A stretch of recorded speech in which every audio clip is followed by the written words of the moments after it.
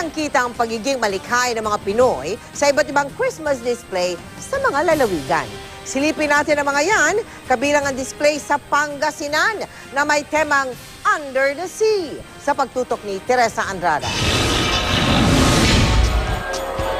Ang magarbong miniature Christmas village na ito, maliit pero detalyado at siksik sa disenyo. Obra ng isang artist sa San Juan Street sa Bacolod. It's the kid in me that inspires me every year.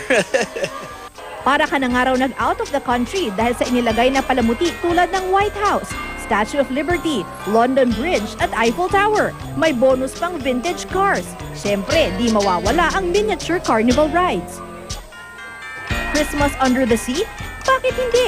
Yan naman ang tema ng Pasko sa Alaminos, Pangasinan. Nagsabit sa kalsada ng mga parol na hugis isda, starfish, alimango at kung ano-ano pang laman dagat. Ang ibang display naman, pinalamutian ng mga shell. Meron ding Christmas tree na yari sa pinagsama-samang styrofoam.